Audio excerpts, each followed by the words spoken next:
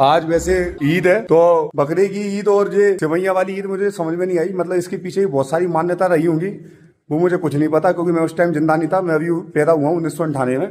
तो मैटर सुनिए, मुझे ये बताओ, आपके अल्लाह ने पूरी दुनिया बनाई है तो उसमें ये बकरे वगैरह भी आए होंगे, उन्होंने ही बनाया है ना। तो मुझे ये बताओ कि अंदर के जानवर की बलि देना है आज या इन मासूमों की बलि देना है। अभी हमारे यहाँ 9 दुर्गा आएंगी तो वो काली माता को चढ़ेगी जानवर की बलि। मुझे ये समझ में नहीं आ रही है कि भाई तुम ये भगवान माता ऊपर अल्लाह बैठा उनके ही सबके ही तुम बच्चे काट रहे हो, तुम्हें क्या भला हो जाएगा तुम्हारा? तुम चाहे जितने कटवा दोगे क्या हो जाएगा उससे? तुम्हें बात समझ में नहीं आ रही है। जो तुम्हें बलि देना है वो अंदर के जानवर की देना है सर। जो तुम्हारे अंदर एक हफ्सी पना बैठा है ना उसकी बलि देना है, जो गैर बात की भोग लगा रहता है करने। जो सही काम होता है सही काम में अपनी आहुति देना, वो होती है बलि। सही काम में तुम कभी कभी कुछ भी नहीं बोल पाते।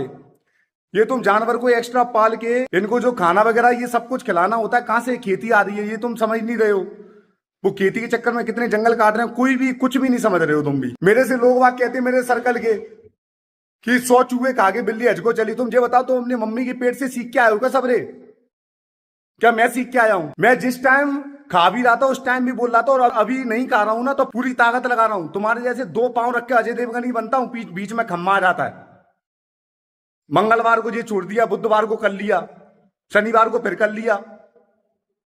अपने आप को तुम शुद्ध बताते हो, गैया को वहीं पे बांध के रखते हो, वहीं पे गोबर करवाते हो, वहीं पर उसका दूध निकालते हो, वो बाद में उसको टीका लगा के बता देते हो। वो टीका भी नहीं जानते हो उसको क्या इन्फेक्ट कर रहा है। वो रो रही, उसकी स्किन पे क्या रिएक्शन दे रहा है तुम कुछ नहीं जानना चाहते, और बाद में कहते हैं गौ माता जय।